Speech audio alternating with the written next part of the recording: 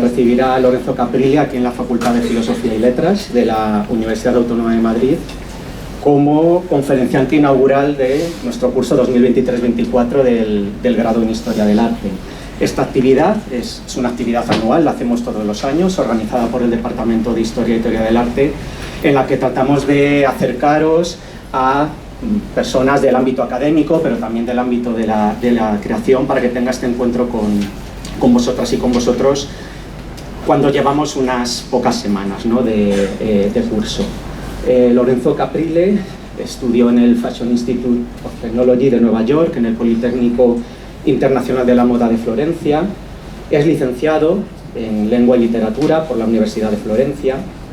Comenzó trabajando con prestigiosas firmas, tanto españolas como italianas, y desde 1993, todo eso lo tiene... Venga, que si pero no, el protocolo guía, abrió su propio taller. Y bueno, para nosotros, como historiadores del arte, para vosotras, para vosotros, como futuros profesionales de la historia del arte, pues también sus colaboraciones con el Museo del Prado son especialmente significativas. En programas de televisión, no solo quizá el que más conocéis, también otros en los que se dedica a divulgar la historia de la moda. Y bueno, pues hoy nos va a deleitar con su intervención el origen de la moda firmada, y os animo a todas y a todos que al término de la misma pues podáis hablar un poquito con él y hacerle vuestras preguntas. Nada, le dejo la palabra. ¿Se puede apagar un poco la luz o dificulta la grabación? ¿Alguna? Bueno, voy a probar, si no se puede. Es que es un poco... Bueno. Buenos días. Lo primero, me vais a disculpar, yo ya soy muy mayor, estudié con Lázaro Carreter, y este nuevo lenguaje del todos y todas y tal, a lo mejor se me escapa alguno, os pido disculpas, si alguien se siente ofendido, me cuesta mucho. Eso lo primero. Lo segundo, voy de memoria, con lo cual el tema móviles lo llevo muy mal. Os ruego que hagáis un esfuerzo y o lo apagáis o lo ponéis en modo avión, que ahí veo una señorita súper entretenida con su móvil.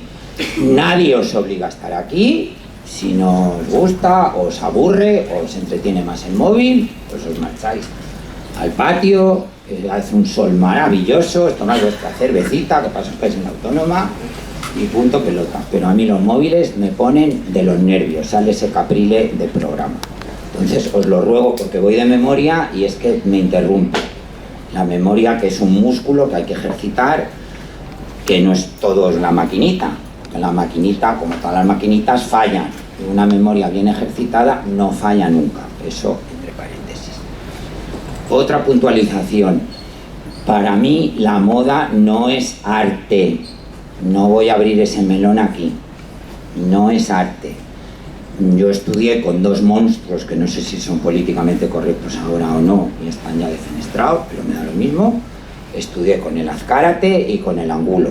Eran la Biblia para todos nosotros. Y ellos, con muy buen criterio, tenían un apartadito que tenía artes menores, o artes decorativas, o artes suntuarias, donde incluían, y en esos el doctor Angulo, porque era doctor en Historia del Arte, metía siempre el textil y la indumentaria, pero sin considerarlo arte mayor.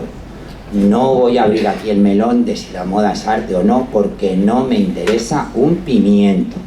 Lo digo para las preguntas que espero que me hagáis, y muchas. Ahora, sí me gustaría, y es el sueño de muchos y muchas, y aquí sí que uso esta nueva forma de hablar, sobre todo de mi queridísima amiga Amalia Descalzo, que es doctora en Historia del Arte por la Autónoma, de que en los currículums de Historia del Arte sí se incluyera Historia de la Indumentaria, porque es fundamental, pero fundamental, para datar las obras de arte, con un margen mínimo de años. Y ahí relato la anécdota de Carmen Bernis, que os animo a conocer, que seguro que no la conoce nadie, que fue la gran pionera de la historia de la indumentaria en España, que tenéis todos sus textos, espero que estén en la biblioteca de la Autónoma, si no los tenéis en el CSIC, que ella era del Consejo Superior. y fue la primera que la llamaron de todo, la llamaron frívola, vamos, porque el mundo de la historia del arte era muy machista y lo sigue siendo, con perdón de vuestros profesores, la llamaron de todo, frívola, una mujer absurda, que no tenía ningún sentido, que claro, que las mujeres se ocupan de la ropita. Fue la primera en decir que la famosa dama del Armiño del Greco, no la dama del Armiño de Leonardo que está en Polonia, la dama del Armiño del Greco que está en Pollock House, en una ciudad de Inglaterra, nunca me acuerdo del nombre, fue la primera en decir que ese cuadro, analizando la indumentaria, no podía ser del Greco, porque cuando las mujeres vestían como se refleja en ese retrato, el Greco hacía años que ya no pintaba de esa forma tan naturalista. Ya era su periodo de estas figuras alargadas y un poco así esquizofrénicas, características de él. Y el tiempo luego le ha dado la razón. Ese cuadro ahora mismo, yo sigo al pie de la letra la asignación que le dio Carmen Bernis, aunque se discute, yo sigo creyendo que es un cuadro íntimo de Sofonisba Anguissola, que espero que conozcáis. Una gran pintora, una vida fascinante, dama de honor de Isabel de Valois, profesora de pintura de ella y de sus hijas, y precisamente ese retrato se cree que es un retrato íntimo de la segunda hija de Isabel de Valois con Felipe II, la infanta Catalina Micaela, que se casó de una manera muy a disgusto de ella, porque era como bajar de clase social, con el gran duque de Saboya, por motivos políticos, y formó una corte espectacular en Turín. De hecho, la famosa factoría de Fiat, Mirafiori, se llama Mirafiori el pueblo donde está esa fábrica de Fiat, por Miraflores de la Sierra, porque ya se creó ahí una quinta de recreo, porque añoraba muchísimo los paisajes del Guadarrama y del Escorial, y se llamó Mirafiori en honor de Miraflores de la Sierra. Eso para dejar claro que la moda no es arte, pero el estudio de la indumentaria, en mi humilde opinión, es fundamental para la historia del arte. Que desgraciadamente, por lo poco que sé, en vuestro currículum no tenéis historia del indumentario. Un poquito que será que 4 mierdas, porque esto para empezar. Y vuelvo a repetir, si se me escapa un masculino genérico, me vais a disculpar, me cuesta mucho, lo aprendí con Lázaro Carreter y me cuesta mucho. Así que si alguien se siente ofendido o ofendida, pido disculpas de antemano. Podría ser el padre o el abuelo de casi todos los que estáis aquí. Pues cuando quieras.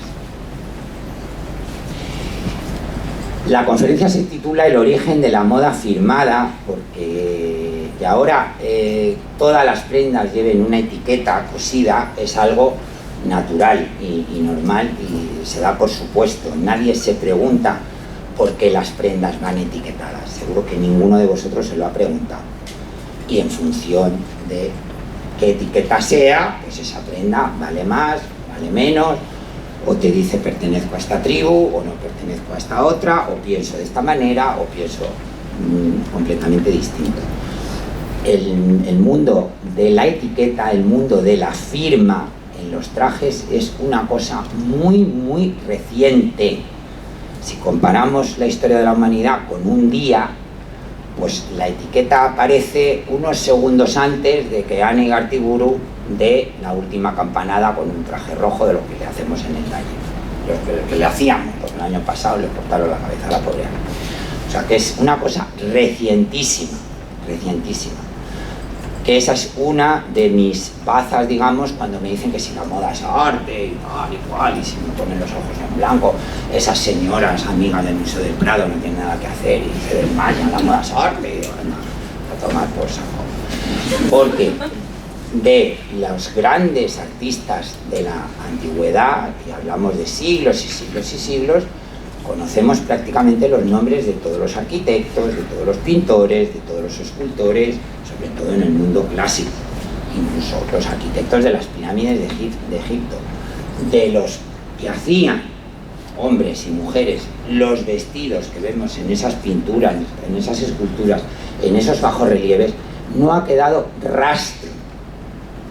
Si ya venimos a épocas más modernas, la Baja y Alta Edad Media, el primer Renacimiento, pues tienes que irte a Simancas, estar 4 días entre nubes de polvo, con una lupa, volverte ciego y encuentras a lo mejor alguna referencia a alguna tejedora, alguna hilandera, algún bordador, algún sastre de cámara, pero es rarísimo.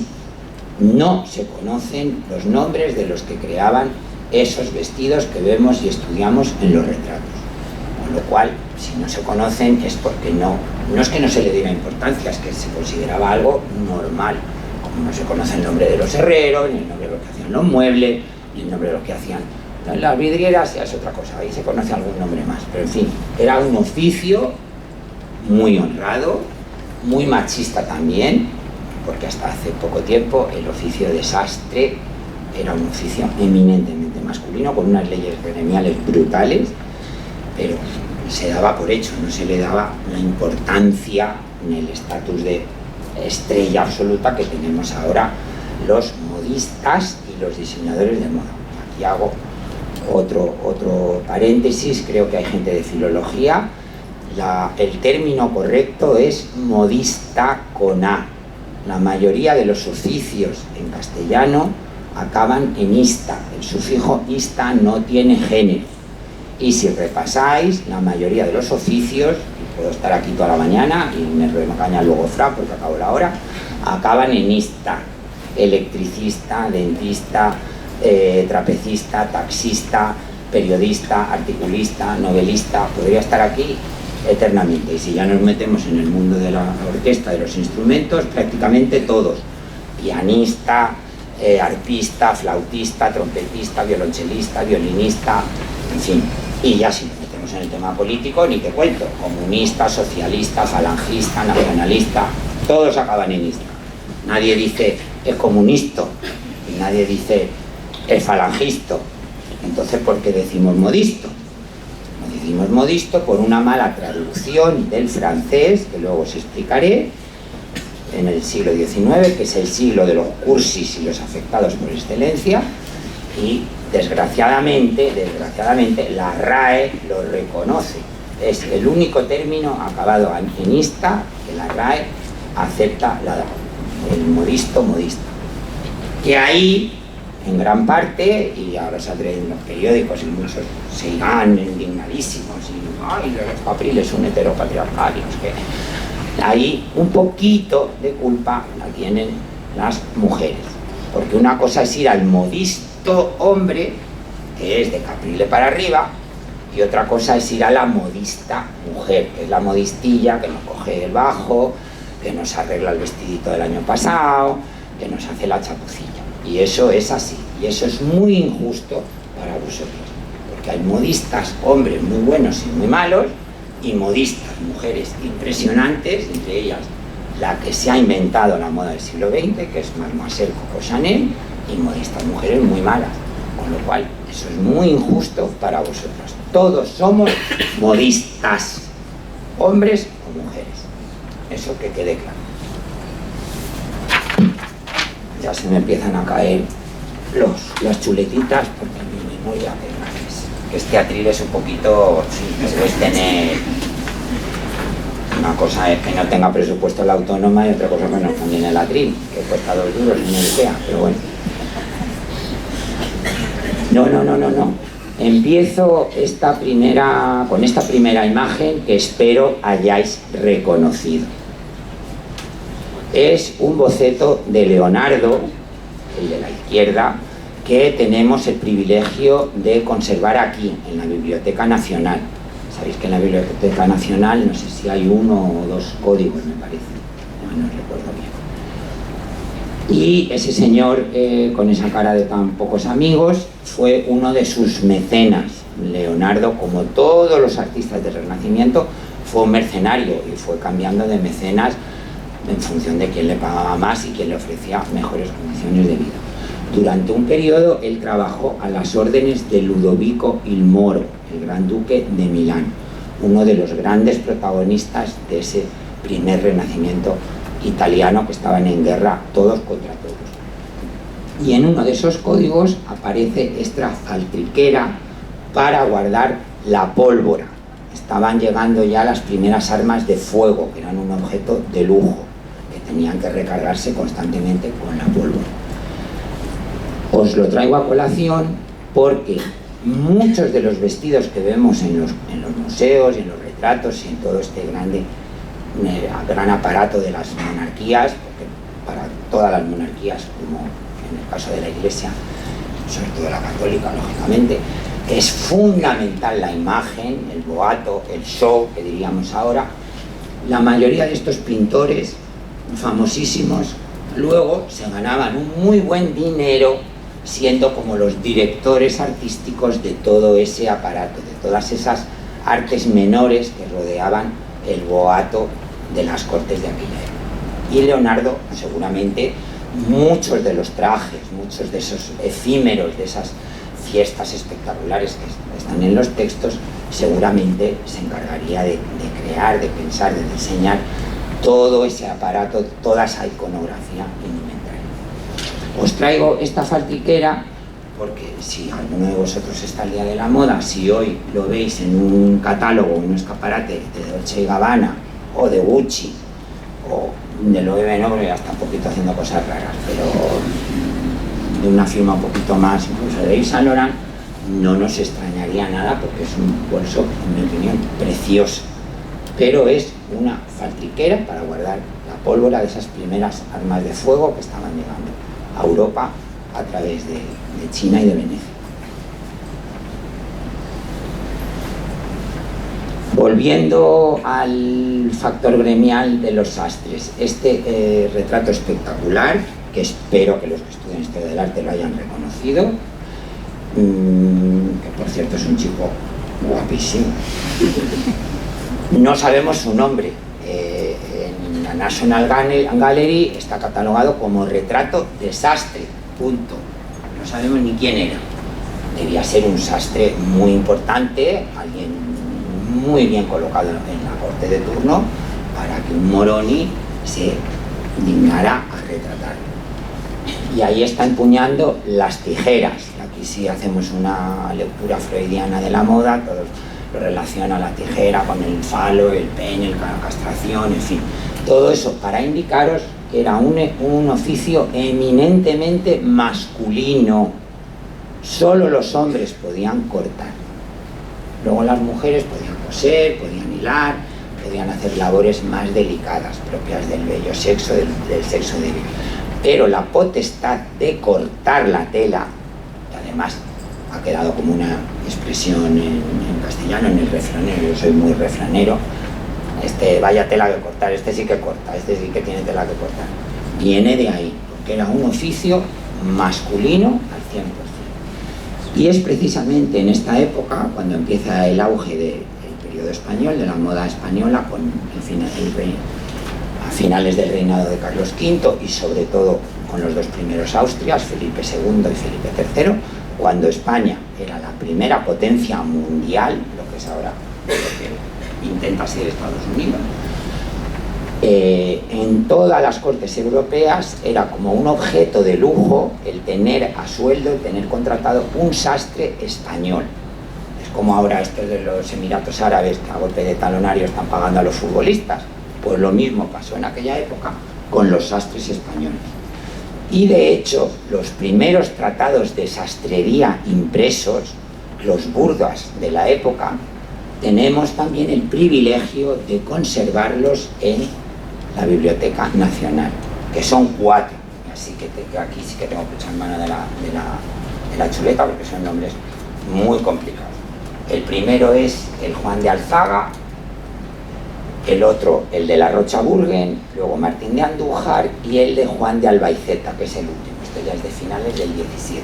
Son 4 tratados de sastrería que se publican en España con destino a todo el resto de las cortes europeas, que aunque odiaban a muerte a España, porque la odiaban a muerte, y no me voy a meter aquí en el melón de la leyenda negra, era amor-odio, estaban absolutamente pendientes de lo que se vestía en la corte española para luego adaptarlo y reproducirlo a su manera. El ejemplo más claro lo tenéis con Isabel I de Inglaterra, con su enemigo a muerte, que era Felipe II, pero era la primera en mandar espías para ver cómo vestían las damas, e hizo suya esos cuellos de lechuguilla que los exageró. Tenemos el famoso retrato, no me acuerdo, del pavo real, o en fin, con esos, es la imagen prototípica de Isabel I, y la derivación del verdugado español, que ya lo transformó en el farthingale, que tenía una forma un poquito más redondeada. Pero todo nace en la corte española y gracias a estos tratados de sastrería, donde veis, ahora que está tan de moda la sostenibilidad y el ahorro y el consumo responsable, cómo están colocadas los patrones para aprovechar hasta el más mínimo centímetro de tela, porque la tela era un objeto de lujo. Los trajes se heredaban de una familia a otra, por eso se han conservado tan poquísimas piezas de esa época. De hecho, en uno de los congresos a los que intento ir de indumentaria, hubo una ponencia interesantísima de una especialista italiana que había analizado, hubo una epidemia de peste en los Abruzzo a principios del 18 y habían excavado la fosa común y había analizado todos los restos textiles de esa fosa común y había encontrado trajes que databan del siglo XVI en una fosa común del 18. Quiere decir que esas prendas habían pasado de generación en generación y se veían en las diapositivas que nos enseñó perfectamente los remiendos, los arreglos. Un caso muy curioso de un justillo que se veía perfectamente cómo lo habían ido ensanchando en función de los embarazos de la pobre mujer que falleció con la peste. Los trajes eran un objeto de lujo, y más que los trajes, el textil, la tela, porque antes de tejer la tela hay que hilar, y la hilatura, las hilanderas, eso sí que era oficio femenino, y un oficio femenino muy serio, muy infravalorado ahora con la nueva historiografía, pero ahí sí que hubo muchísimas hilanderas que ganaron muchísimo dinero y que sostenían a sus familias. A mí me cambió mi visión, un poco eso, heteropatriarcal, un libro que os recomiendo que leáis que se llama El tejido de la civilización, de Virginia Porter, que está en la editorial Siruela, donde analiza dos cuadros que hay, creo que en el Museo de Ámsterdam, en el Neaferland, que es como el Victorian Albert, que tiene de todo, donde hay un matrimonio de burgueses holandeses, uno pues el típico señor, un mercader con su barco detrás, que se supone que tiene negocios en el puerto, en la marina y tal, y ella hilando. Y la historia del arte, clásica, decía, pues el hombre está con sus negocios y la mujer en casa hilando, viendo pasar el tiempo y como Penélope. No, está demostrando que esa mujer es hilandera y que está ganando mucho dinero con el oficio de hilar, porque antes del tejido viene el hilo, y el hilo era algo muy complicado de fabricar. Todo esto ahora, como vamos al Zara o al Primark o a todos estos sitios horrorosos, es que ni nos detenemos a pensar en todo lo que hay detrás de una prenda de vestir. Pero antes de todo empieza el hilo. Hilar era una cosa muy seria, muy complicada, y ese sí que era un oficio femenino y gracias al cual muchísimas mujeres sostuvieron a sus familias y llegaron a ser grandes autoridades en ese campo.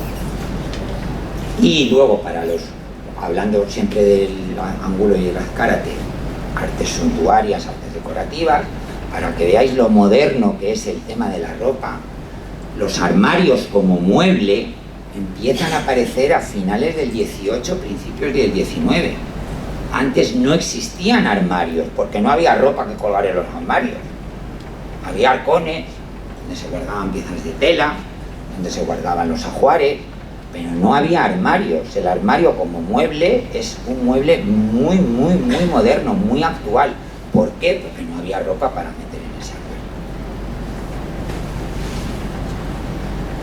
armario. Ya nos metemos en faena. Hemos hecho un salto de casi 2 siglos o 3 siglos. Me imagino que la habréis reconocido. Espero, porque si no ya me suicido. ¿Sabéis quién es la retratada? ¿Alguien me lo sabe decir? Madame Pompadour. ¡No! María Antonieta. María Antonieta. Muy bien.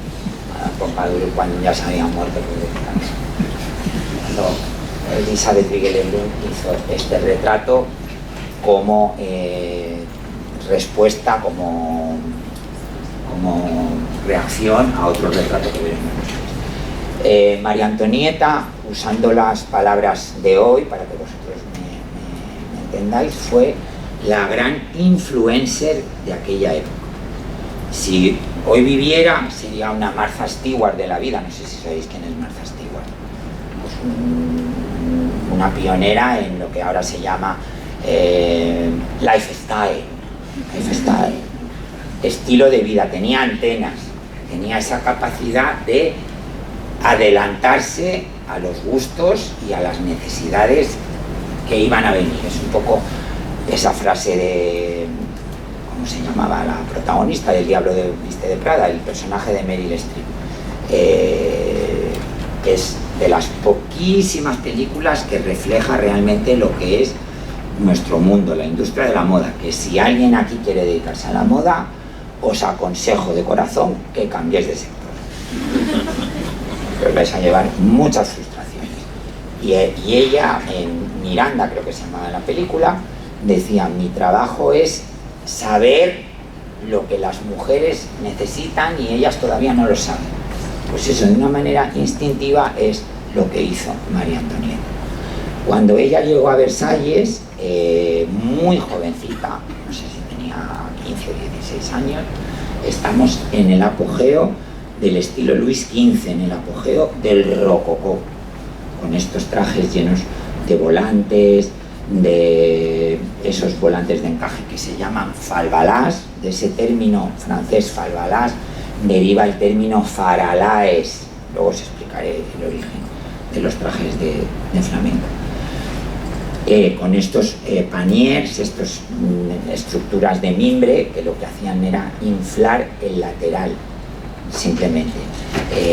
No era como la crinolina del 19, que tiene otro significado. No era una cuestión de que la mujer fuera inferior, al contrario, era para dar a la mujer una presencia mucho más regia, mucho más imponente, porque en este momento todavía los dos sexos o géneros, o como se diga ahora, que no me quiero meter en jardines, competían a ver quién llevaba más plumas, más pelucas, más lunares, más joyas, más bordados. No, todavía no habíamos llegado a la gran renuncia del siglo XIX. Y estos paniers, que algunas historiadoras feministas a ultranza dicen que era para someter a la mujer, eso fue en el XIX. En el XVIII era todo lo contrario. Era para que la mujer tuviera una presencia todavía mucho más regia, mucho más imponente, ocupara mucho más espacio que sus oponentes masculinos en esa batalla entre sexos por ver quién iba más inteligente. Y aquí empieza uno de los primeros protagonistas de esta historia de la moda firmada, que es Leonard, el peluquero de la reina. Cuando la Delfina llegó a Versalles, sabéis todo el protocolo que había en Versalles, que lo hemos visto un poquito caricaturizado y ridiculizado en algunas películas, la María Antonieta de Sofía Coppola, o la última que acaban de estrenar, la Jean du Barry, donde se exagera y se ridiculiza un poco el protocolo, pero en parte tenía razón. Cuando la Delfina llegó a Versalles, ya tenía adjudicado un peluquero de corte oficial, que era un señor muy mayor, pues una chavalina de 15, 16 años, que había estado completamente castrada y encerrada en la corte austriaca bajo la tutela de esa super mujer que fue María Teresa de Austria, pues de repente llega a Versalles y como si a un diabético le sueltan en Viena capellanes, pues se vuelve loca. Y no encaja con este peluquero que podía ser su abuelo. Entonces ella, muy resignadamente, todos los días a primerísima hora de la mañana, deja que la peine este señor, y cuando termina de peinarla, por una puerta secreta de las milas que hay en Versalles, entra Leonard, deshace todo lo que ha hecho este señor y la peina a su manera. Y ahí la Delfina empieza a, una cosa muy revolucionaria para aquella época, a introducir personas de la plebe, plebeyos, sin ningún título nobiliario, en su zona más íntima, que era su tocador. Por eso fue criticadísima. En ese sentido, como os decía, ella siempre iba por delante. Leonard llegó a ser tan conocido que se lo disputaban todas las damas de la corte, entre ellas esta famosa Madame du Barry, que fue la que sustituyó a la Pompadour. Un personaje que a mí me produce tanta atracción como rechazo, porque es un personaje muy ambiguo. Y en un alarde de creatividad, porque ya este peluquero muy mayor, con el nombre Meissonier, un nombre muy francés, ya falleció, y ya él se convirtió en el peluquero de corte oficial. En un alarde de creatividad se inventa estos peinados que son característicos de este periodo. El puff. El puff no era otra cosa, como su nombre indica, que un relleno, o bien de crin, o bien de cabello humano, o bien de mimbre, sobre el que se montaban todas estas esculturas, estas estructuras que podían llegar a medir hasta 1,5 metros, y al precio de hoy esos peinados costaban alrededor de 60 euros. Hacer 60 euros en el siglo XVIII, o sea, una auténtica fortuna para una cosa además completamente efímera.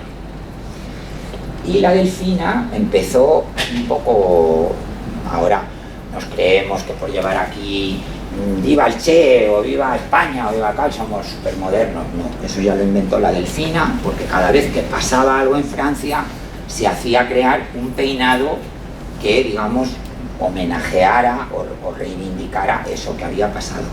Hubo una batalla que los franceses ganaron a los ingleses en la guerra de independencia americana, y se hizo hacer un peinado con el nombre del barco que marcó la decisión final. El barco se llamaba la Belle Poule, la Bella Pollita. Era un barco perfectamente reproducido, con sus velas, que hasta sus cañones que disparaban y todo. Una cosa de humo, imaginaros la estructura que había debajo.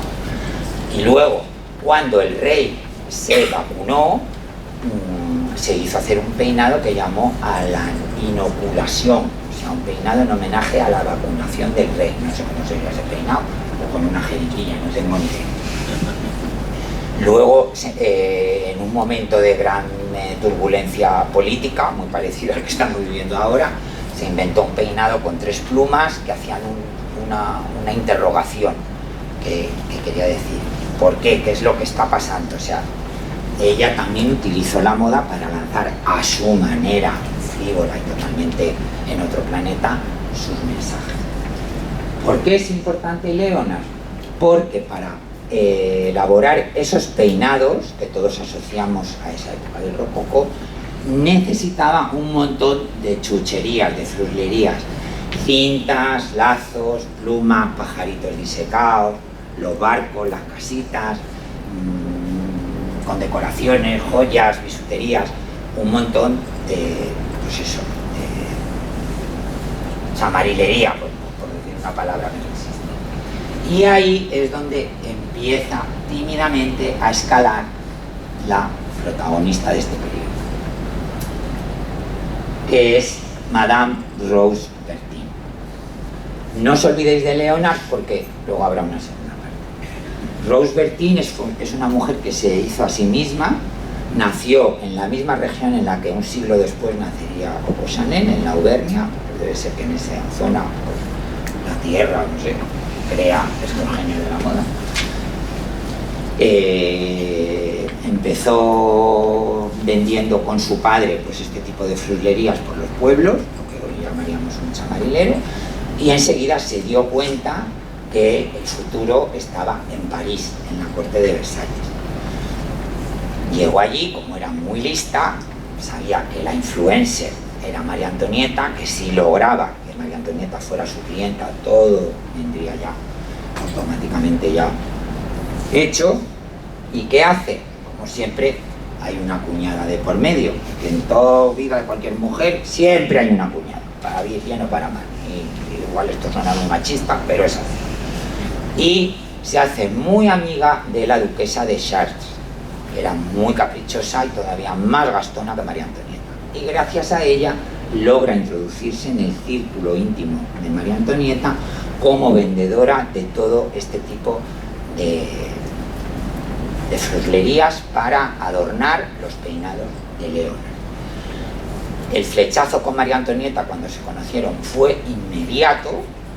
Ella además era muy hábil, muy buena vendedora, muy buena comunicadora, debía tener un carisma impresionante, y empieza a crecer una relación, una amistad incluso, porque Rose Bertin le sería fiel hasta el final, hasta el momento del cadalso, y de proveer esas fruslerías para los peinados pasa ya a, digamos, dirigir el vestuario de la reina, a ser un poco lo que hoy llamaríamos su estilista.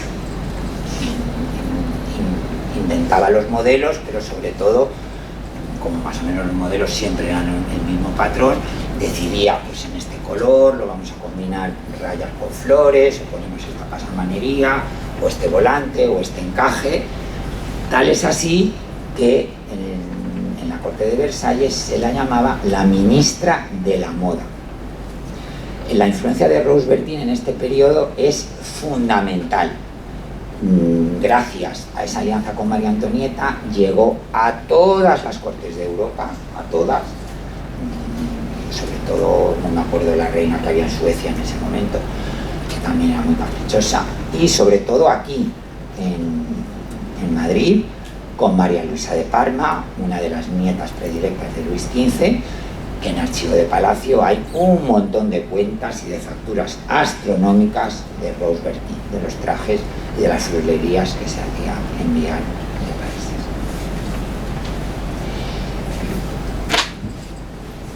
Perdonad.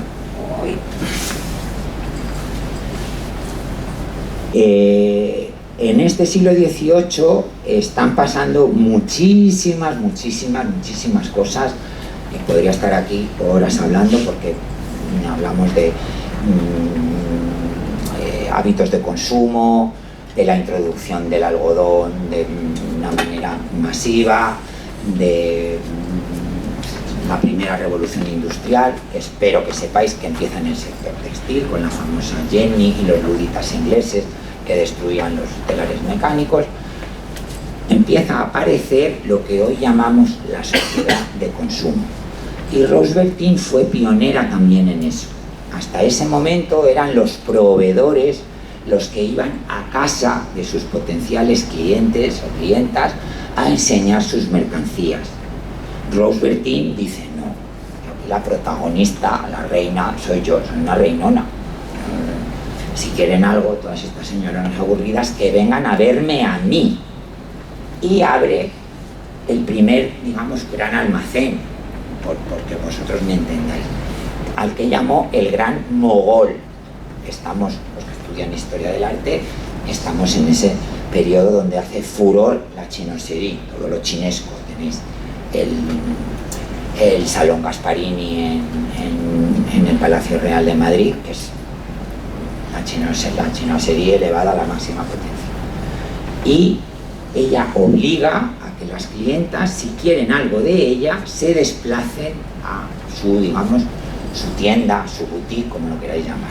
En eso fue pionera. Esta es una ilustración de la enciclopedia francesa que se estaba publicando por aquellos momentos. que los que estudiáis historia del arte conoceréis perfectamente ese cuadro de Watteau, donde hay una serie de, no sé si son nobles o altos burgueses, que están en el anticuario observando unas pinturas. Empiezan a aparecer esas primeras tiendas de consumo de cosas que no son necesarias, que son completamente frívolas. Empieza a aparecer el concepto de lujo, que es comprar aquello que no necesitamos realmente, que es un capricho. En eso fue pionera Rose Bertin. Y ahí crea un poco de tensión de compra, como se habla ahora en los cursos de marketing, porque ella solo se desplazaba para visitar a la Delfina y luego reina de Francia, a María Antonieta, solamente. Todas las demás tenían que acudir al Gran Modo.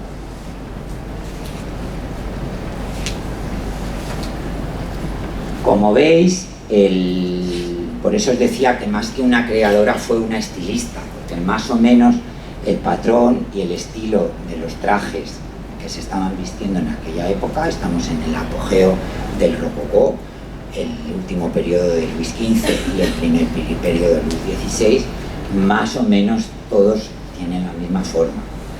Es un cartón de pecho, que a veces era intercambiable, con la mayoría de las veces completamente enjollado, que las joyas se cosían encima de las personas.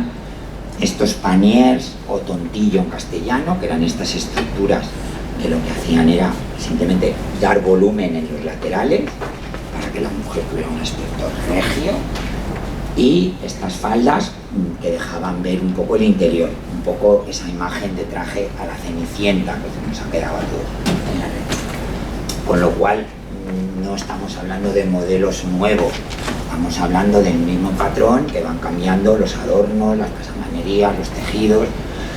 Es un momento en el que también de una manera instintiva, no de una manera más política como lo hará, que luego lo veremos, Eugenia de Montijo, María Antonieta está promocionando sin saberlo todas las sederías de Lyon. En ese momento era la capital de la seda natural en Europa. Ella lo hizo de una manera instintiva, Eugenia de Montijo lo haría de una manera más política. Lo que sí empieza a aparecer, que viene también de Inglaterra, de los grandes señores de la campiña inglesa, viene de Rousseau, el famoso ensayo El salvaje, ¿no? Creo que es todas las teorías nuevas pedagógicas de Rousseau. Es un acercamiento a lo natural, una especie de protoecologismo. Como María Antonieta tenía esas antenas, pues se apuntó a esa moda. Si habéis visitado Versalles, está el Petit Trianon, que era su pequeño retiro, y al lado del Petit Trianon está esa granja falsa donde ella jugaba a los pastores, siguiendo esa moda neoecologista, con sus cabritas, sus gallinas, sus vaquitas. Ella jugaba a ordeñar, pero claro, era donde caía la leche, la porcelana de Sèvres, espectacular. Ella vio que eso estaba en el aire y había que apuntarse a esa moda, que coincide con la introducción masiva del algodón, las famosas indianas, que eran esas telas estampadas que de lejos parecían brocados y damascos, pero que no lo eran telas de algodón estampadas. Se llaman indianas porque venían de la India.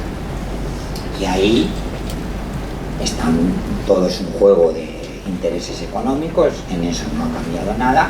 Está la famosa, nunca me acuerdo el nombre exacto, Compañía de las Indias Orientales, en manos de los ingleses, que está intentando, como sea, introducir en la moda el algodón.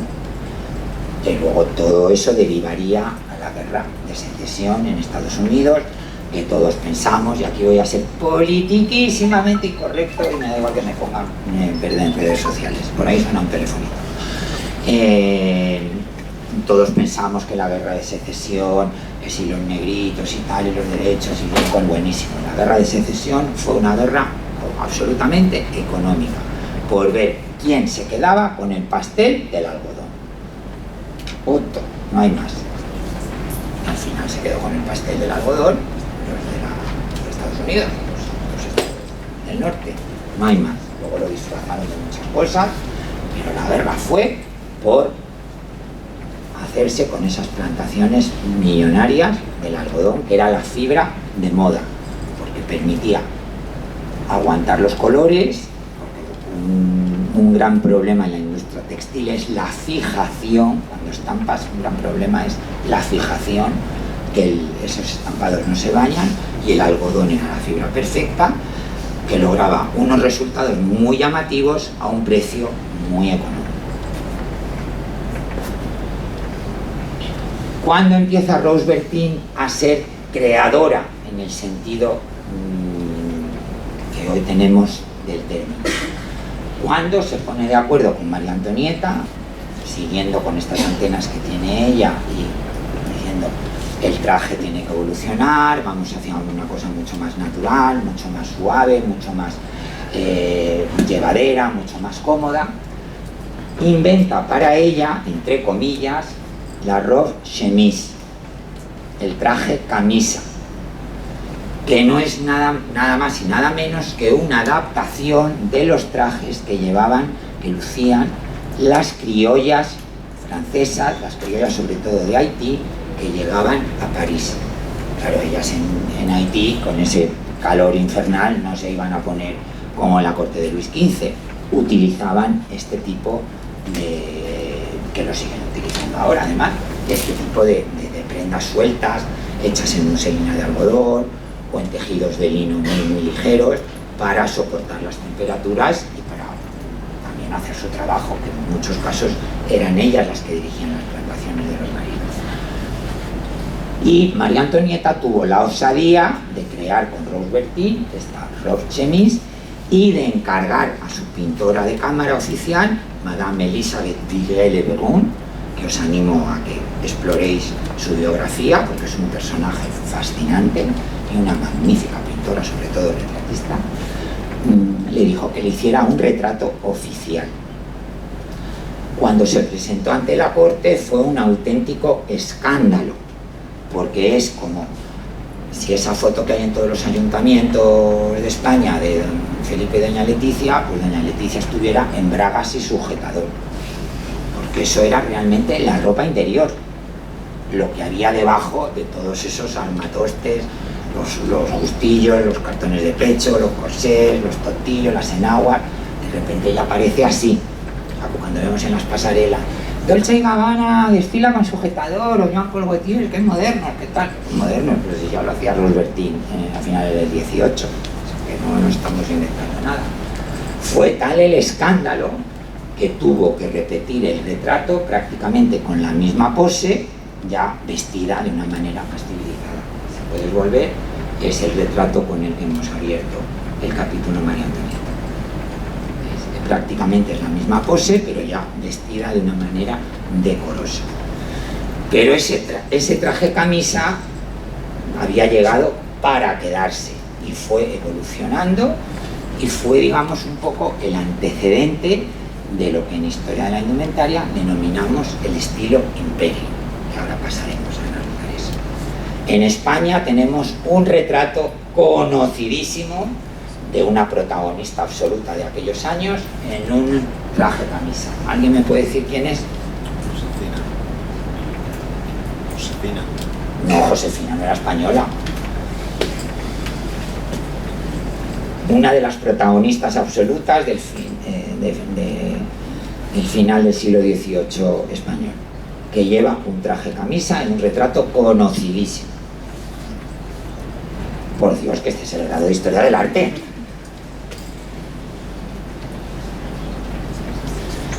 La duquesa de Alba, que se conserva en el Palacio de Lille.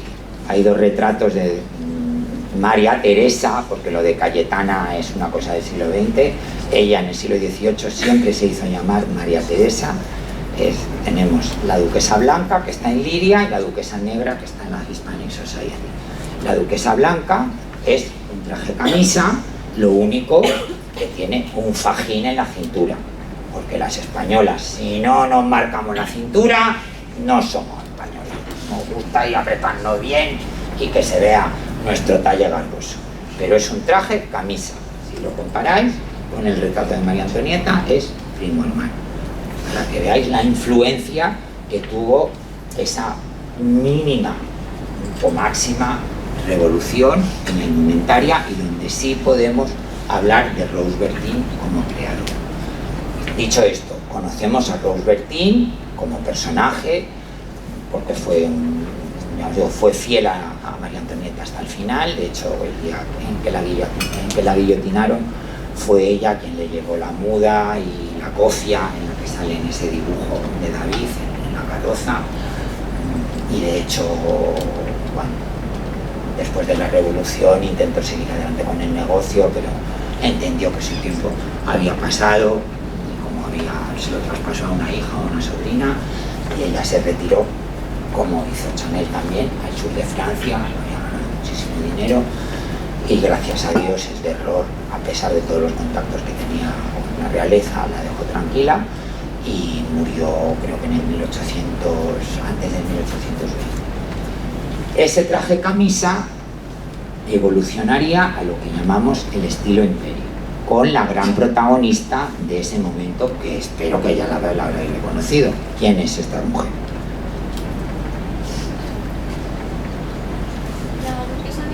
No, hombre, estamos en Francia. Además ahora se va a estrenar un peliculón que estoy deseando ver. ¿Quién es esa mujer? ¿Quién? No, Paulina no es Paulina. Paulina es otro personaje. Es Josefina. Que Josefina era una criolla, era una trepa. Yo he dicho antes. ¿Perdón? Yo he dicho antes que era Josefina. Pero no habíamos llegado a esta diapositiva. Sí, estaba esta foto. No, ¿cuándo lo has dicho? Cuando me has dicho que no era Josefina, que era y esta era Josefina, y he dicho que era No, Josefina. si esta foto la acabamos de poner, Fernando. Que no, estaba puesta. Ah, que te has adelantado tú. Pues no, pues culpa tuya, Fran.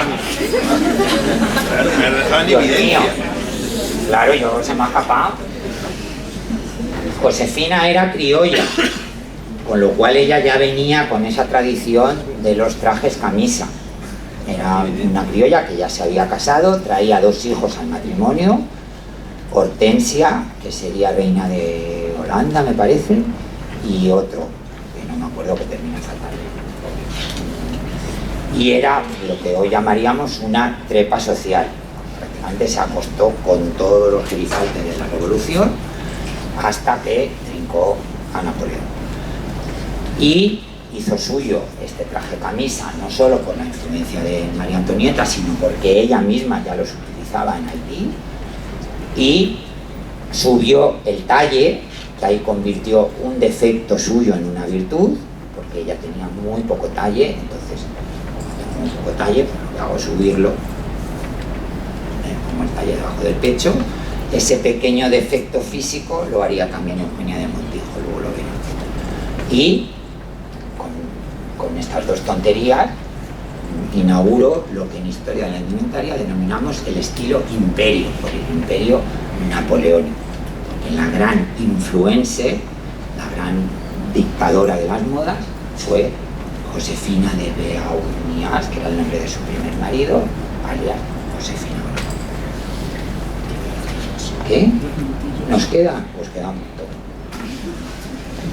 Pues vete pasando rápido.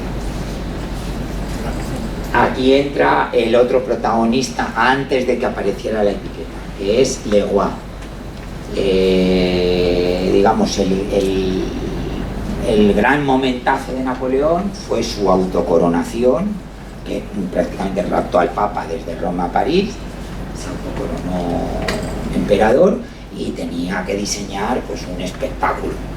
Y para diseñar ese espectáculo contrató a los grandes pintores de la corte, entre ellos sobre todo a Jean-Louis David, que fue un poco el que dijo, bueno, pues esto así, esto así, esto así. Pero claro, esos trajes había que confeccionarlos, y para confeccionarlos contrataron a un chavalín que había empezado como ayudante de ese famoso Leonard en la corte de Versalles, con lo cual sabía muy bien los tejemanejes de las cortes, me da igual si de un lado o de otro, y con el tiempo se había hecho modista, que es el otro segundo nombre propio que se conoce detrás de estas creaciones. Aquí hay una anécdota muy curiosa con las hermanas de Napoleón, como tú decías, que no me pero me acuerdo sobre todo de Paulina, pero luego estaba Elisa, me parece. Un montón de batallas por ver quién llevaba el manto más largo. El manto más largo, por supuesto, tenía el de Josefina, pero luego las hermanas estaban ahí, pues el mío 5 centímetros, el mío 10, lo de siempre, las cuñadas. Esta es no una etiqueta, es un timbre de las facturas o de los presupuestos donde se lee perfectamente Leroy, Merchants de Modes, o sea, mercadeaba con modas de su majestad la emperatriz. Lo que podría ser un poco su salón, porque él siguió la estela de Rose Bertin y obligaba a sus clientas a visitarle. Y unos ejemplos magníficos en lo que derivó ese estilo imperio, que empezó siendo muy sencillo, como en el primer retrato de Josefina, y luego empezó a intoxicarse y volvimos a las plumas, volvimos a los bordados, volvimos a las telas riquísimas, y en la imagen de la derecha aparece algo nuevo en la historia del traje. ¿Alguien me sabe identificar qué es lo nuevo en la imagen de la derecha? El bolso. El bolso. ¿Por qué aparece el bolso en ese momento? Porque las mujeres ya salían de compras a las tiendas y necesitaban un bolso para llevar sus dineritos y sus cositas. Antes no había bolso porque las señoras no salían de su casa. Sobre todo en España, que es la cultura del estrado, ese mueble que se colocaba en el centro de los salones, donde estaban ellas jugando, cantando, hilando, bordando, y venían los proveedores y enseñaban sus cosas en ese estrado. Cuando las mujeres empiezan a salir a la calle, en esa primitivísima sociedad de consumo, aparece el bolso. Y aquí ya llegamos al auténtico protagonista de nuestra historia, el que se inventa las etiquetas. El hombre tan feo y con esta pinta así tan poco amigable, es el padre de todos nosotros y nosotras, modistas, hombres y mujeres. Es Charles Frederick Worth, un inglés que con mucho olfato supo que su destino, donde estaba el dinero, era París, y a través de muchas vicisitudes que no voy a contar porque si no Fran me regaña, funda la primera casa de alta costura en alianza con su mujer, con Marie, que fue la primera modelo, la primera maniquí, que fue la primera mujer que desfilaba con las creaciones de su marido. Ahí veis un Charles Frederick Worth de joven, debió ser un hombre no solo muy guapo, muy atractivo, sino con un gran carisma, con una gran fuerza, y su mujer, Marie, eran compañeros de mostrador en una tienda de tejidos, en una especie de supermercería que había en el París de los años 30 y 40, que era la Maison Gagelin. Como eran superventas, si todos los mostradores vendían uno, ellos dos vendían 100, en un momento dado se aliaron con un fabricante, con un productor de tejidos, y fundaron la casa Worth, que son estas imágenes. Esa fotografía ya es posterior, es de principios del siglo XX, pero el edificio siguió siendo el mismo hasta la finales de la Segunda Guerra Mundial. En Rue de la Paix, mi francés no es muy bueno, calle de la Paz, que gracias a esa primera, digamos, ubicación de Worth, ese barrio empezó a convertirse, está muy cerca del Faubourg Saint-Honoré y de la plaza, no me acuerdo el nombre, donde está el Hotel Ritz, y de Lucambon, de Chanel. Todo ese barrio empezó a convertirse en el barrio del lujo, en el barrio de la moda en París. 3 modelos característicos de la casa Worth: el apogeo de la crinolina, cuando él se inventa el primer telesón, que es retirar, disminuir el volumen de la crinolina y todo ese exceso de tela llevarlo hacia atrás, y ya el apogeo del polisón, que en España ese armatoste, que en el Museo del Traje hay algunos, son realmente armatostes, en España se llamó culo de París. Y ahí, perdona, que voy rapidísimo, En la imagen de la derecha, ¿qué es lo que veis que os llama la atención?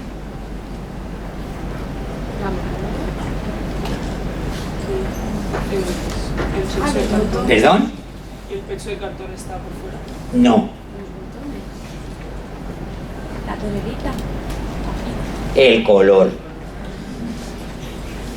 Estamos, como os digo, en un periodo de profundísimos cambios en la industria textil. Os vuelvo a repetir que la primera revolución industrial y la segunda y la tercera tienen su origen en la industria textil. Cuando estudiamos historia del arte, se desecha. La industria textil ha sido fundamental para el desarrollo de la historia del ser humano. Fundamental, porque es lo primero que hacemos, es lo primero, como la gastronomía. Lo que hace el ser humano en cuanto nace es protegerse, abrigarse y comer. Luego ya viene todo lo demás. Antes de follar, nos cubrimos y comemos. Luego ya el resto. El color. Empiezan a aparecer los primeros tintes sintéticos. Hasta ahora el color en la industria textil había sido un problemón. De hecho, por eso el negro español con el palo de Campeche, que eso ya es para otra conferencia, o todos esos colores pasteles del siglo XVIII, porque estos colores tan dramáticos no podían fijarse, no podían conseguirse de una manera natural. Y entonces, gracias al desarrollo de la industria química, empiezan a aparecer estos colores tan rotundos. Si habéis estudiado a Ingres, que espero que lo hayáis estudiado, veréis esos retratos de esas damas espectaculares con colores inauditos que no se habían visto hasta ahora. Y de hecho, que tenéis mi conferencia en YouTube, si la queréis ver, me hago publicidad, el gran protagonista del retrato de la condesa de Vilches es el color, ese azul que es absolutamente sintético, que no existe en la naturaleza, que se ha conseguido gracias a los avances en la industria químico-textil. Y esos colores serían típicos y característicos de la casa Worth. Otros ejemplos de ya el segundo periodo de Worth, cuando la casa quedó en manos de los hijos de Jean Gaston y Jean Philippe. Y aquí empieza un poco la historia, el cotilleo ilustrado de cómo Worth logró ser el padre de la alta costura. Él sabía que para lograr el triunfo absoluto, como Rose Bertin, tenía que acercarse como fuera, vestir como fuera a la gran influencer de ese momento, que era la española Eugenia de Montejo, la mujer de Napoleón III, el sobrino, entre comillas, que ya sabemos todo que no era ni sobrino ni nada, pero bueno, no había pruebas de ADN, sino hicieran pruebas de ADN a todas las casas reales, vamos a cambiar de tema. Era, digamos, la gran dictadora, como María Antonieta, del still life, de la moda, los gustos en decoración, en moda, en educación, en fin, que coincide con ese periodo romántico español, el auge de Carmen, el auge de las mantillas, del abanico, de los madroños. Todo eso es gracias a Eugenia de Montijo. ¿Quién era la confidente y la gran amiga de Eugenia de Montijo? Pauline von Metternich. Estaba casada con su tío, era otro Metternich, que era el embajador del Imperio Austrohúngaro en París. Entonces, Worth, pionero también en eso, que eso es algo ahora lo vemos súper normal, en los Goya, en los Oscars, en cualquier campaña. Penélope Cruz nos podría dar una conferencia muy ilustrativa de eso. Le dijo: mira, Pauline, yo te he visto gratis, porque no tienes un duro, que son los embajadores, es lo normal, mucho embajador, mucho tal, pues no por pelado. Yo te he visto gratis, pero a cambio tú me traes a la emperatriz. Y así fue, le hizo para un baile en las Tullerías un traje espectacular. Eugenia, y aquí me vais a perdonar el micromachismo, como muchas de vosotras, cuando ve a una que va mejor vestida, pues se acerca tímidamente y le dice: ¿pero de quién es este traje? Y le dice Pauline: pues señora, un nuevo astro de la moda que tenéis que conocer, que es Charles Frederick Worth. Al día siguiente tuvo audiencia, fue como Rose Bertin, flechazo a primera vista, y Charles Frederick Worth se convirtió en el aliado perfecto para esa imagen regia y política, que de hecho hay una expresión que acuñó Eugenia, las robes politiques, los trajes políticos, donde ella lucía en todo su esplendor, porque ella entendía que su papel era el de ser una gran emperatriz, reforzando el papel de su marido y promocionando las sederías de Lyon, que por culpa de toda esta batalla con el algodón estaban completamente en decadencia, y las logró reflotar. Dos imágenes de Eugenia, el retrato de Winterhalter. Aquí, cuando os decía de Josefina, Eugenia transformó un defecto, entre comillas, físico en un rasgo característico de este periodo. Tenía muy pocos hombros. Entonces, ¿qué hizo? Pues exagerar eso, creando estos escotes que son característicos de este periodo. En todos los retratos de Eugenia de Montijo la veréis con los hombros abiertos, porque es una línea horizontal que ópticamente hace que tú parezcas más ancha de hombros, y con la cintura, una vez más, la manía de las españolas, con la cinturita muy estrecha. Gracias a Eugenia, él consigue llegar a todas las casas reales europeas. La habréis reconocido, espero que sí, que esta sí la reconozcáis. Vamos así, sí. Doña Isabel II. Hay una novela deliciosa de Pérez Galdós que se llama La de Bringas, que os animo a que leáis, que es la historia de una dama de corte de Isabel II que trapichea con su ropa usada porque solo podía usarla una vez por protocolo. Imaginaros la cantidad de trajes que había ahí para trapichear. Y en esa novela el nombre de Worth aparece página sí, página no. Y en el archivo de Palacio hay cuentas pornográficas de la casa. ¿Por qué quería llegar Worth a todas las casas reales europeas? ¿Cuál era su motivo? Que muchas veces perdía dinero con esos encargos. ¿Cuál era su objetivo? No, lo tenéis muy fácil. Que esa foto habla por sí misma. Llegar a Estados Unidos. Llegar a Estados Unidos. Era donde estaba el dinerito, las grandes fortunas del acero, de los ferrocarriles, de la incipiente electricidad. De hecho, ese traje que se conserva, primero estaba en el Museum of the City of New York, y ahora todo ese legado ha pasado al Metropolitan, es de una Vanderbilt, esos famosos Vanderbilt, que se decía, eres más rico que un Vanderbilt, para un baile de disfraces que hicieron furor en el siglo XIX, y donde esta señora, no recuerdo si era Ada o otras tenían un nombre, se disfrazó de luz eléctrica. ¿A quién nos recuerda la pose de la foto? A la Estatua de la Libertad. Coincidió prácticamente la llegada de la Estatua de la Libertad, que es un escultor francés, a Nueva York. Y ella hizo su aparición triunfal en esta casa de Madison Avenue, que no existe, un palacio casi versallesco, encima de las escaleras, y no sé con qué ingenio de cableado, no sé qué, se encendía no solo la antorcha, sino todo el vestido, para que veáis el poderío. Ese era el interés de Worth en llegar a las casas reales. La nueva aristocracia, entre comillas, americana, la aristocracia del dinero, tenía sus ojos puestos en Europa y copiaba absolutamente todo lo que sucedía en Europa. Y hay miles de ensayos y miles de biografías, las llamaban las bucaneras, las multimillonarias americanas que venían a Europa a casarse con un título a cambio de reflotar las grandes casas inglesas y las aquí en España hubo algún caso, poco, sobre todo en Inglaterra. La más famosa fue la duquesa de Marlborough, que era, creo que era una Vanderbilt, me parece.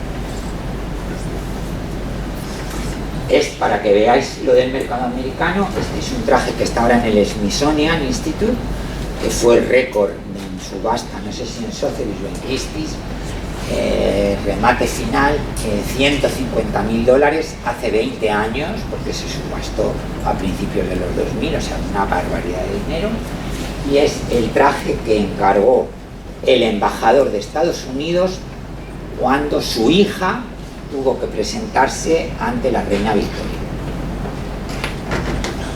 su objetivo, pues, para vestir a la alta aristocracia y a la realeza europea, os repito, muchas veces perdía dinero en esos trabajos, pero sabía que lo iba a multiplicar por 5 con todas estas multimillonarias americanas que viajaban 2 veces al año a París. Muchas de ellas tenían su hotel particular en París, estaban un mes y se hacían su guardarropa y luego volvían a Nueva York o a donde fuera con todos estos baúles. Que no recuerda la imagen de Rose subiendo al Titanic con todos esos baúles y con todo a vestirse en París.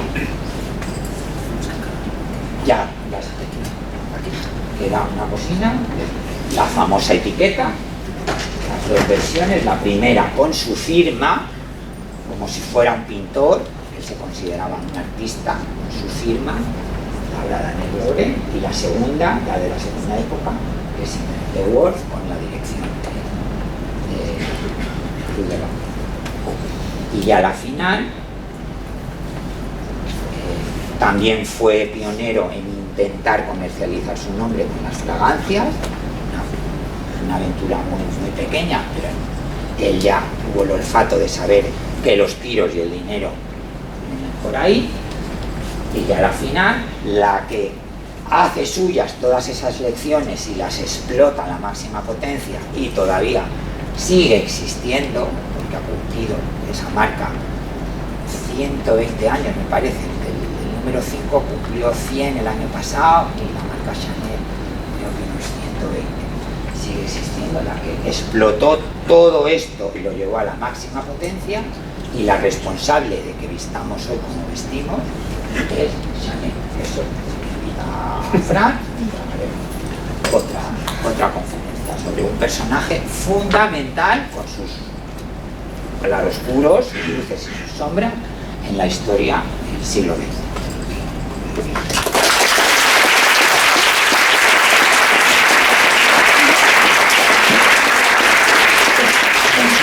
Gracias.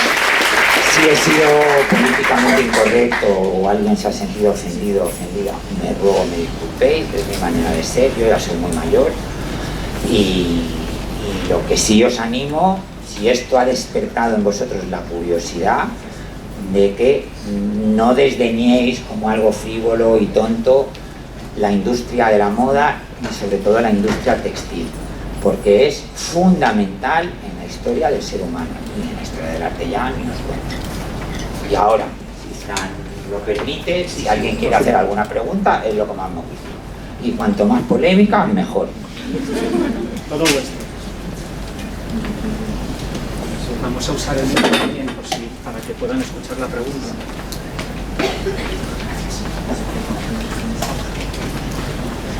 Bueno, lo primero, agradecerle su intervención aquí, ha sido muy interesante. Usted, porque ya hablando de Paco Martínez Soria y encima me da el usted. Hablando de la relación que existe entre el mundo de la moda y la monarquía en la actualidad, y usted lo sabrá mejor que nadie, ¿usted cree que, por ejemplo, la monarquía española se ha separado un poco de su relación con los modistas o al contrario? No, yo creo que en ese sentido, me oís bien, ¿no?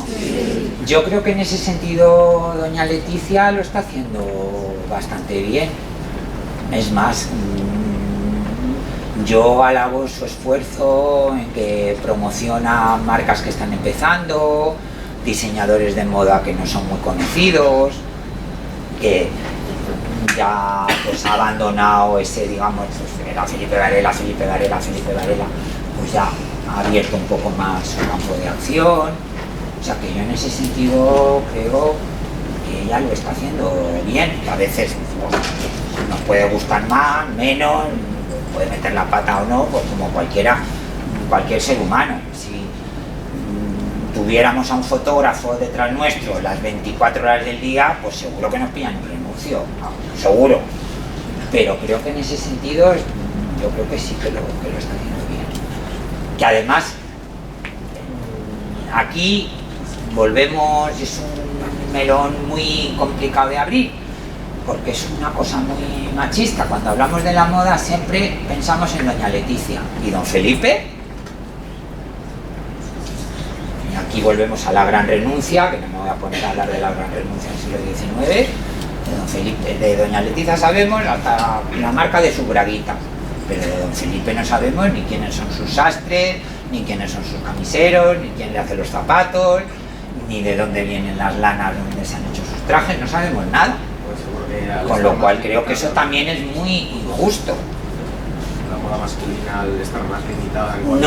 No, pero eso es muy reciente, porque te repito, eso es un fenómeno que lo estudió muy bien Flügel, que es uno de los grandes historiadores, sociólogos de la moda alemán de principios del siglo XX.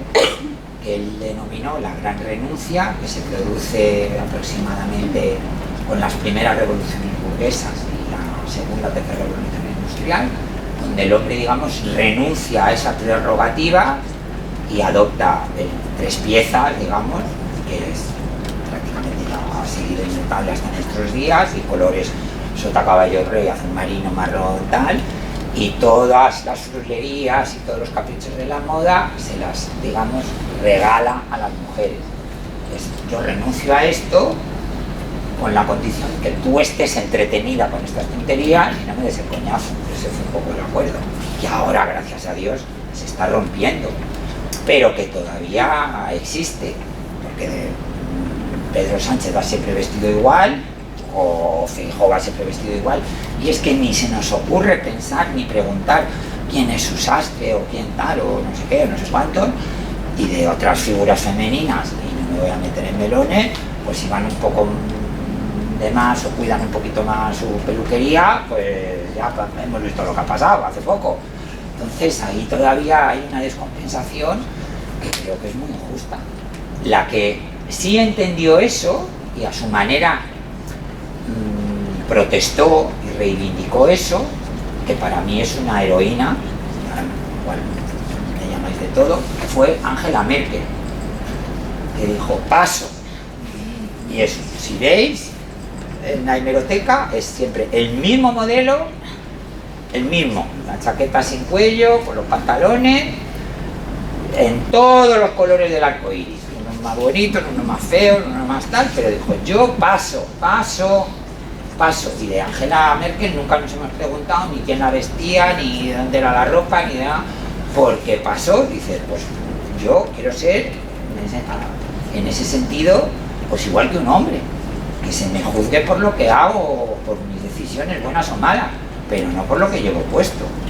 Y ahí todavía hay un poquito de micro o macro machismo contra el que estoy completamente en contra. La moda es moda para hombres y para mujeres, punto. Eso es así. Entonces, ¿por qué a ellas se las juzga y a ellos no? Pues no lo entiendo. Porque hay hombres que, madre mía, habría para escribir 4 ensayos, pero eso es sagrado. Pero si una pobre mujer con vida pública se equivoca en el color del zapatito, ya hay 3.000 blogueras que están poniendo el grito en el cielo. Es muy injusto. Vamos, en mi opinión.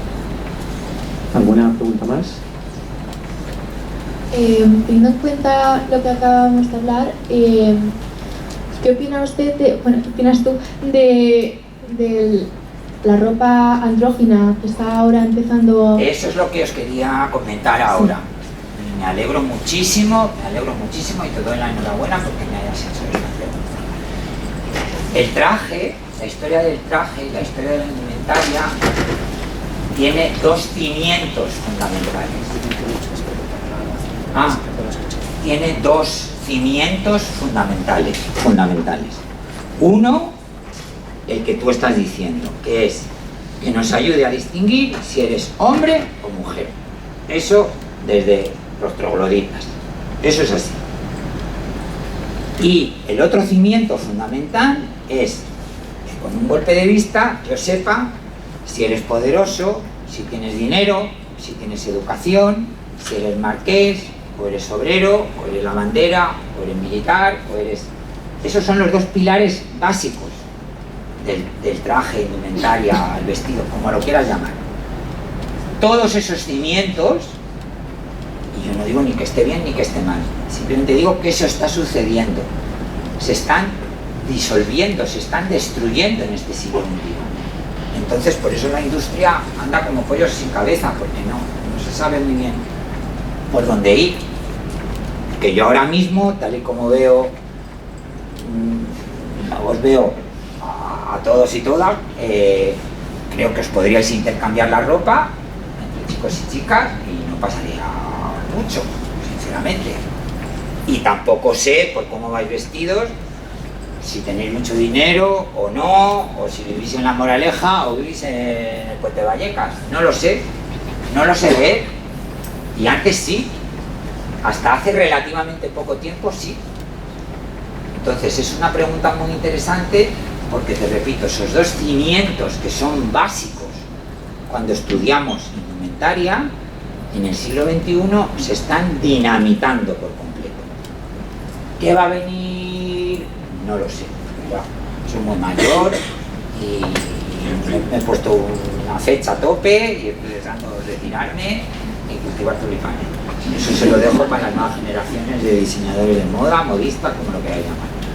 Pero es muy interesante tu pregunta porque digo, esos dos cimientos básicos se están dinamitando.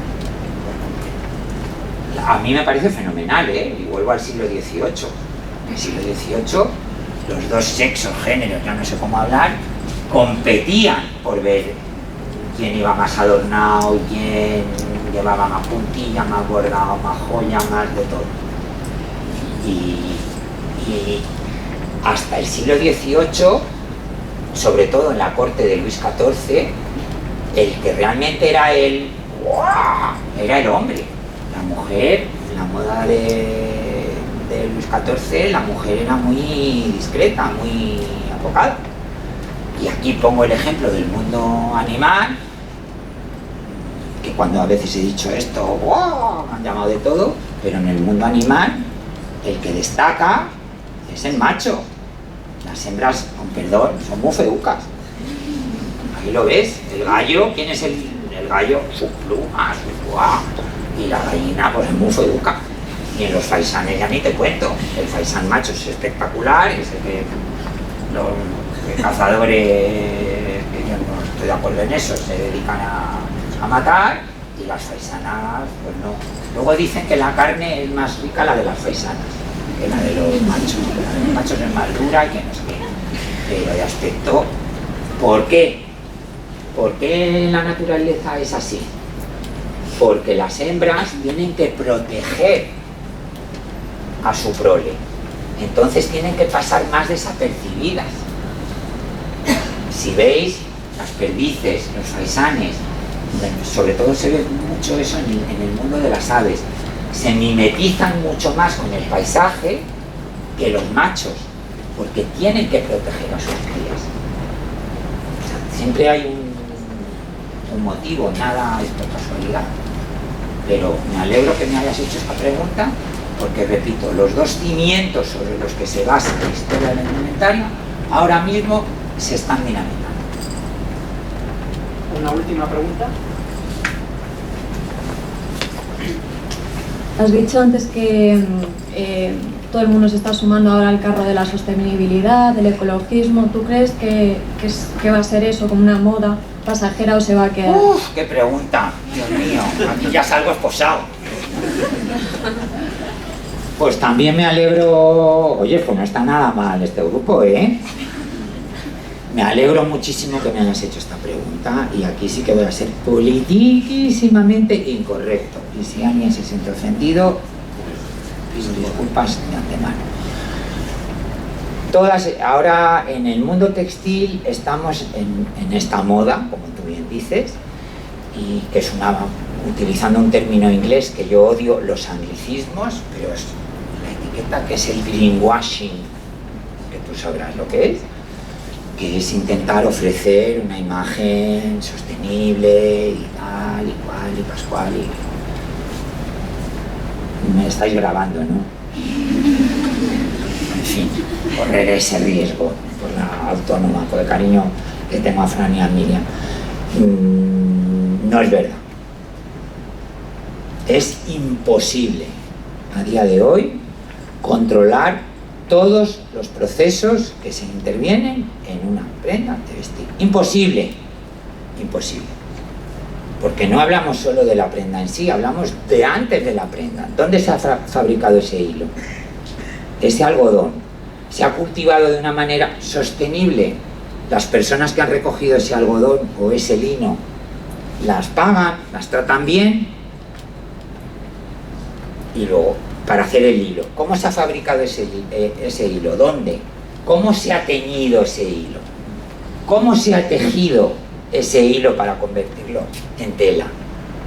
Y luego ya en la fabricación de esta simple camisa hay 4 o 5 materiales distintos. Están las entretelas, hay 2 distintos hilos, el que se ve y el que se utiliza para remallar, los botones, controlar los procesos de todo eso, más luego la fabricación en sí. ¿Quién ha hecho ese patrón? ¿Quién lo ha cortado? ¿Quién lo ha montado? O sea, como ves, los procesos son infinitos y controlar eso se podría hacer, pero ya no te vale la camisa 5,99. ¿Estamos de acuerdo? Entonces, ahora mismo, la única manera, en mi humilde opinión, y de hecho, yo hoy vengo entero de... Este es del contenedor, el pantalón, y la casaquita y la esta son del humano. La manera más sostenible, más responsable, es consumir ropa usada o de segunda mano. Ropa que ya está hecha. Tengo los informes de Acotex, que es la Asociación de Confeccionistas del Textil Español, creo que es así las siglas. Si ahora mismo, en este preciso instante, separara la producción de ropa, de prendas de vestir, entre vuestros armarios, stocks, invendidos, lo que hay en las tiendas, lo que hay en el tercer mundo, en fin, lo que hay en todas partes, hay ropa para vestir como mínimo a 10 generaciones de seres humanos.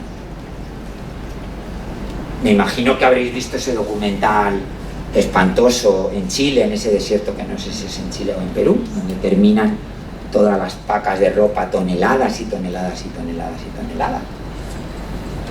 Que ahí abrimos ese melón, decimos, vale, no a las pieles, porque somos animalistas, no al cuero, porque pobrecito la oveja, pero claro, es que los sustitutos son plástico puro. Un abrigo de piel de las de nuestras abuelas, ese se va a biodegradar en algún momento. Un abrigo de piel vegana, como lo llaman ahora, que es poliéster, son derivados del poliéster, eso es indestructible. Y con la piel, el polipiel, pasa exactamente lo mismo. O sea, que ahí hay una doble moral y una hipocresía, por ejemplo, con las plumas. ¿Cuántas actrices han venido al taller? No tomas nada de piel, porque pobrecito, los diseños, no sé qué. Y luego las ves en los Goya con una capa de pluma que llega hasta donde está Fran. Y los pajaritos no sufren. Dicen, no, es que a los pajaritos no los matan. Hombre, no los matan. Pero, ¿qué te parecería a ti que te quitaran la cabellera así sin anestesia? No, es bonito. Con el mundo plumas nadie se mete. Pero con el mundo de las pieles sí. O sea, es un tema muy sensible y me alegro muchísimo que me hayas hecho esta pregunta. Todas estas marcas que dicen, no, algodón recogido bajo la luz de la luna por unas pobres niñas, no sé qué. Sí, habrá algo de verdad. Yo no, como me están grabando, pues voy a ver una de cal y otra de arena. Se hacen esfuerzos, por supuesto que sí, pero hoy por hoy es imposible. Imposible. Y luego a mí me hace mucha gracia, lo digo por mis sobrinos nietos, no por vosotros, que van luego a las sentadas y a las manifestaciones, el calentamiento global, no sé cuándo, no sé qué, y luego aparecen en casa con las bolsas del Primar, y luego, pero vamos a ver, tío, no, es que no sé qué, este mundo capitalista me deja sin tiempo, me explota, no tengo tiempo, entonces pasé por el Primar y me lo compré y tal, tío, no sé qué tardo, no sé cuánto. No, tío, es un poco coherente. Si me haces una sentada contra el calentamiento global y contra el no sé qué, no me puedes ir a comprar unos calzoncillos en Primar que un paquete de 10 te cuesta 5 euros, porque detrás hay algo raro. ¿Estamos de acuerdo? Pues ya está.